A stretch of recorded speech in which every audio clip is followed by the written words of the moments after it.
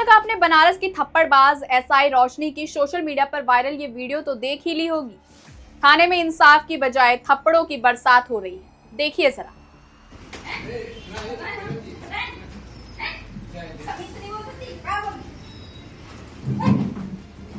दोस्तों, अगर इंसाफ मांगने वाला ही थाने में पीटने लगे तो आखिर फरियाद लेकर कोई जाए कहां?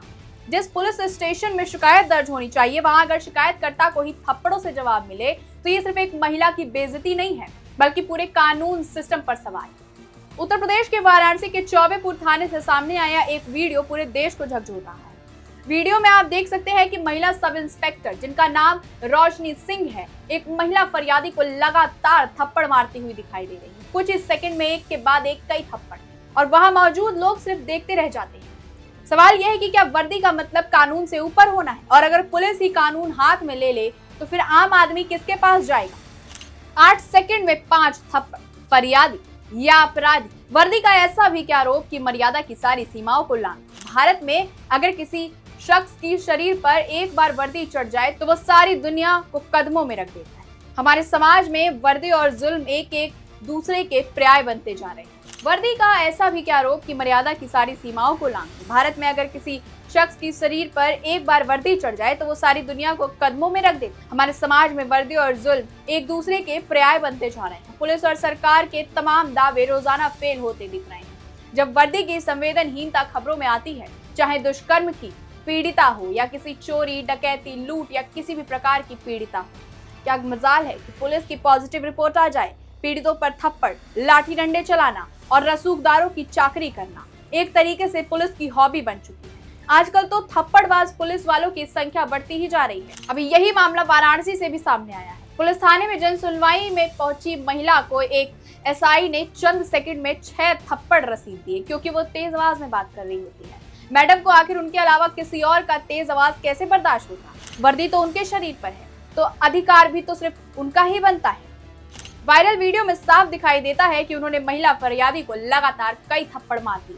वीडियो के अनुसार ये सब पुलिस स्टेशन के अंदर ही हुआ है और वहां मौजूद लोग सिर्फ तमाशबीन बनकर रह गए। वैसे हमारे देश में ह्यूमन राइट्स को लेकर काफी ढोल बजाया जाता है, लेकिन जमीनी स्तर की बात करें तो सब कुछ साफ है। जब हम विदेशों में पुलिसिंग को लेकर बात करते हैं तो काफी हद तक वहां लोग पुलिस के सामने सुरक्षित महसूस करते हैं। अगर पुलिस ने जुर्म भी किया तो वो जुर्म जब रिकॉर्ड कोर्ट के सामने जाता है तो सजा ऐसे तय की जाती है कि भविष्य में इस तरीके के जुर्म करने से 40 बार भी सोचेंगे। एक आध केस छोड़ दे तो भारत में सस्पेंड बहाल का खेल चलता रहता है। इसीलिए पुलिस विभाग के कर्मियों में डर नाम की चीज ही नहीं होती, या फिर यूं कहा जाए कि पुलिसिंग में नैतिकता की पढ़ाई ढंग से नहीं कराई जाती, जिससे कि अधिकारियों को अपने कर्तव्यों का पालन करते समय निष्पक्ष, मानवीय और कानून रूप से ही निर्णय क्षमता डेवलप नहीं हो पाती। वो उनसे मदद मांगने आए सभी को क्रिमिनल ही समझ लेते हैं और मदद तो दूर, कानूनी पचड़े में फंसाने की धमकियां भी दी जाने लगती है। यही केस सामने आया है वाराणसी वाले केस में। आखिर उस महिला ने ऐसा भी क्या बड़ा जुर्म कर दिया? एसआई रोशनी सिंह का पारा हाई हो गया। उन्होंने भरे समाज में महिला को इतने थप्पड़ मार दिए। क्या एसआई सिंह को ये नहीं मालूम था कि सार्वजनिक रूप से हुआ अपमान इंसान को तोड़कर रख देता है? जिंदा रहने की चाह खत्म हो जाती है। वो आपसे थप्पड़ खाने तो नहीं आई थी, उसको आपकी मदद की जरूरत थी। आपने क्या दिया? भरे समाज में अपमान। आखिर वो अपने समाज में कैसे मुंह दिखाएगी? आप तो केवल सस्पेंड हुई हैं, कुछ दिनों बाद बहाल भी हो जाएंगी, फिर सब ठीक हो जाएगा। उस पर महिला का क्या उसकी कोई इज्जत नहीं है? क्या उसका कोई सम्मान नहीं है? दरअसल ये पूरा वाकया वाराणसी के चौबेपुर थाना क्षेत्र का है।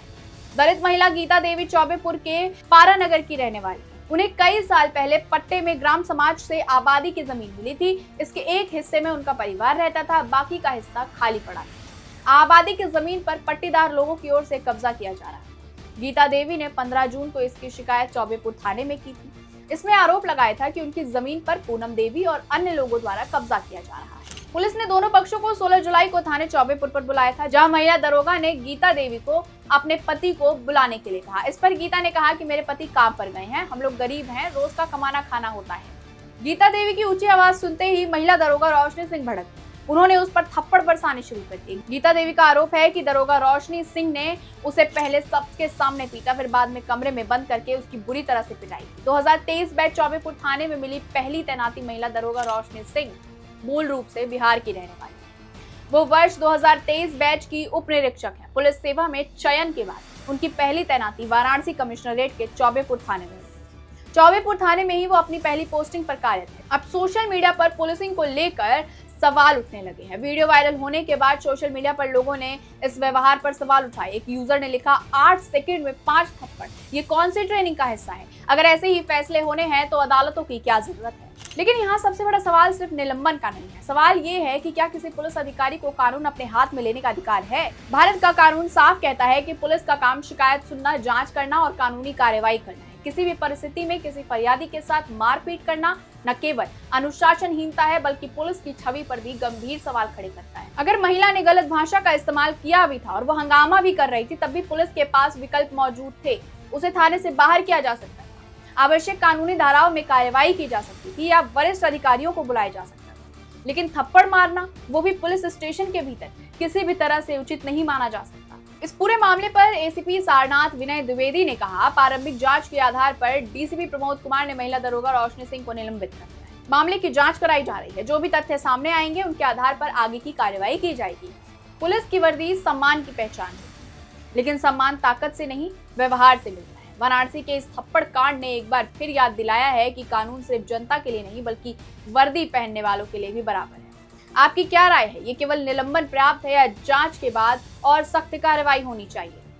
ये मामला तब बाहर आया जब किसी ने चुपके से इसका वीडियो बना लिया। आजकल तो थाने में खासकर जब पुलिस वाले रौब झाड़ रहे हैं तभी वीडियो बनाना क्राइम माना जाने लगा है, क्योंकि इससे पुलिस की पोल पट्टी खुल जाती है। ऐसा ही यहाँ भी हुआ। वीडियो बना रहा शख्स तुरंत अपने मोबाइल को छुपा लेता है जब एसआई रोशनी सिंह उसकी ओर देखती है। फिर क्या था? वीडियो देखते ही देखते आग की तरह सोशल मीडिया पर छा गया।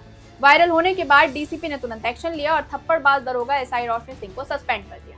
मगर एक सवाल अब भी अधूरा है, क्या उस दलित महिला को न्याय मिल गया? क्या वो दोबारा पुलिस के सामने जाने के बारे में सोचेगी? क्या इसीलिए पुलिस सिस्टम को बनाया गया है? इतने सारे सवाल पर आश्चर्य मत करिए। हाल ही के दिनों में यूपी में कई ऐसी घटनाएं हो चुकी हैं जहां पुलिस कस्टडी में कई दलितों को मारा गया है और एक्शन क्या हुआ? तबादला, सस्पेंशन, लाइन हाजिर। ऐसे ही अगर कुछ ताजा पुलिस केस की बात करें तो बलिया और मेरठ में पुलिस की बर्बरता सामने आई। मेरठ में ललिता गौतम नाम की एक 20 वर्षीय दलित छात्रा की हत्या का विरोध कर रहे परिजनों पर मेरठ पुलिस ने जमकर थप्पड़ और लाठी भांजी।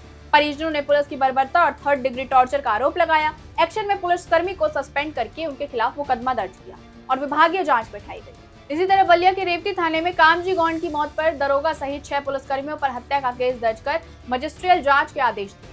कुछ पुराने केस भी हैं, जैसे कि आजमगढ़ में सनी कुमार नामक दलित युवक की थाने के अंदर मौत, 1 साल पुराना केस है। वहीं तमिलनाडु के थुथुकुडी जिले साथनकुलम में जून 2020 में पुलिस कस्टडी में पितापी जयराज जो 58 वर्ष के थे और उनके बेटे जय बैनिक्स जो 31 वर्ष के थे, उनकी मौत के मामले में लगभग 6 साल बाद एक ऐतिहासिक फैसला आया। कोविड-19 लॉकडाउन के नियमों के मामूली उल्लंघन के आरोप में पुलिस ने दोनों को हिरासत में लिया था, जहां उन्हें रात भर अमानवीय यातनाएं दी, जिससे कुछ ही दिनों में उनकी जान चली गई। इस भयावह घटना के बाद भारी आक्रोश फैल गया था, जिसके बाद मामले की जांच सीबीआई को सौंपी गई। 6 अप्रैल 2026 को मदुरै की एक सत्र अदालत यानी कि सेशन कोर्ट ने इस मामले को रेयरेस्ट ऑफ द रेयर श्रेणी का मानते हुए दोषी ठहराए गए सभी 9 पुलिसकर्मियों को फांसी की सजा सुनाई। फिलहाल इस वीडियो में इतना ही। मिलेंगे बड़ी अपडेट के साथ, तब तक के लिए जुड़े रहिए हमारे साथ और देखते रहिए हेडलाइन ब्यूरो।